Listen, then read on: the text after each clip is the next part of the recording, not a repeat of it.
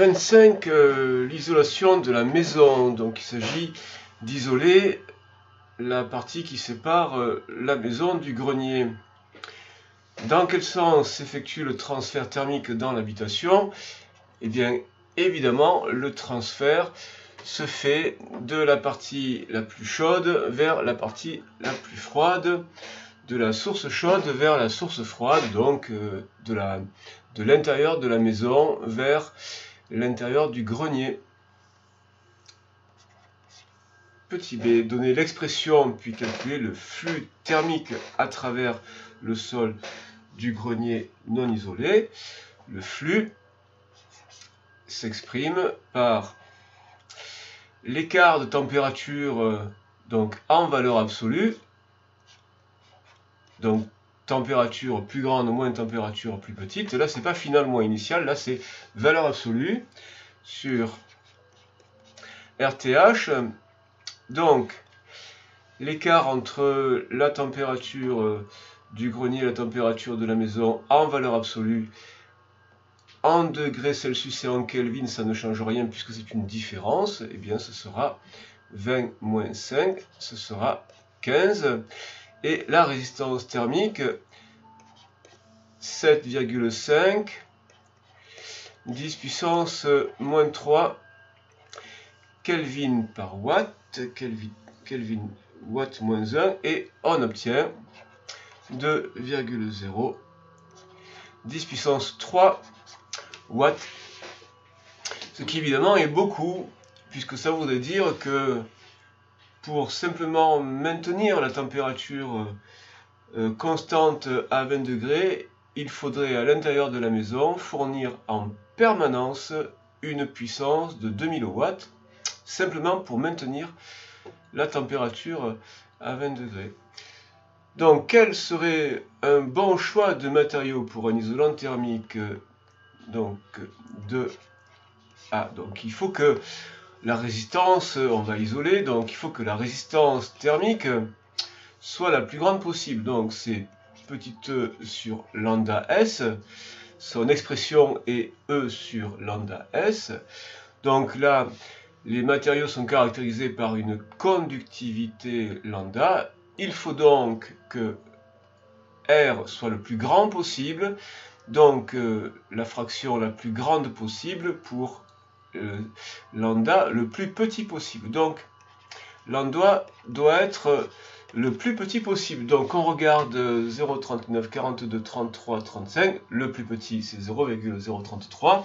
On devrait choisir 0,033 si on s'intéresse simplement aux expressions et aux valeurs. Mais en fait, quand vous serez devant ce choix-là, en réalité, vous veillerez à bannir peut-être tous ces matériaux qui sont artificiels et qui sont fabriqués avec beaucoup de dépenses d'énergie et des dérivés du pétrole. Polystyrène, c'est des dérivés du pétrole. Laine de roche, ça nécessite une dépense énergétique très importante.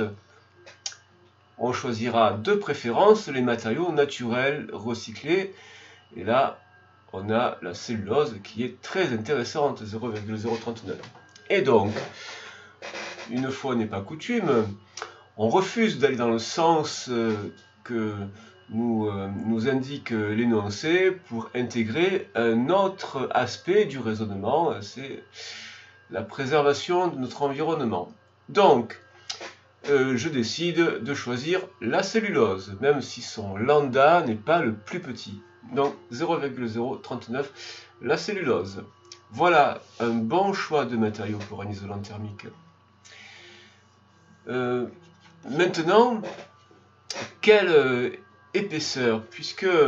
Alors, d'abord, quelle résistance thermique pour l'isolant? Si on veut diviser le flux thermique par 10, et que si les résistances s'ajoutent, les résistances des parois collées les unes contre les autres s'ajoutent, alors il y a le sol du grenier non isolé avec une résistance qu'on a calculé tout à l'heure. Et puis, on va rajouter l'isolant. On veut que, avec donc une résistance pour l'isolant, eh bien, on veut que le total ait une résistance 10 fois plus grande que la résistance initiale du sol, simplement. Et donc, si ça doit être 10 fois R, eh bien, ça veut dire que pour la contribution simplement de l'isolant, sa résistance sera 9 fois R. Et donc, la résistance de l'isolant, ce sera 9 fois la résistance de la surface du sol du grenier initial qui était de 7,5 10-3. Donc 9 fois 7,5 10 puissance moins 3. Et donc on obtient 6,75 10 puissance moins 2.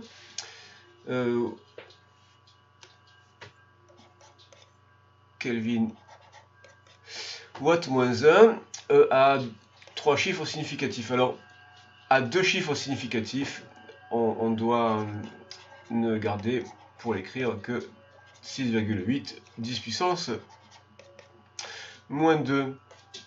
Voilà pour la contribution de l'isolant. Alors maintenant, voilà la contribution de l'isolant. Quelle épaisseur permettra d'avoir cette résistance pour l'isolant?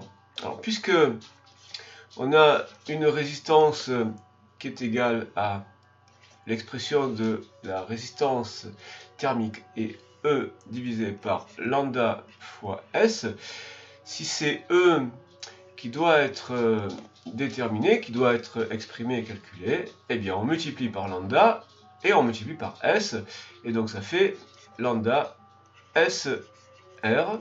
Donc, lambda, alors on a choisi la cellulose par égard pour l'environnement, pour les considérations environnementales. Donc, 0,039. La surface S, donc la surface du sol du grenier, c'est 80 mètres carrés. Tout ça est bien en unité légale, mètres carrés. Et la résistance que l'on souhaite obtenir, donc 6, évidemment, là, pour le calcul, on reprend la valeur qui était obtenue avec tous les chiffres en mémoire dans la calculatrice. Et on obtient, donc à la fin, on ne garde à nouveau que 2 chiffres significatifs, et on obtient à la fin 0,21 mètres. Donc, ça fait 21 cm.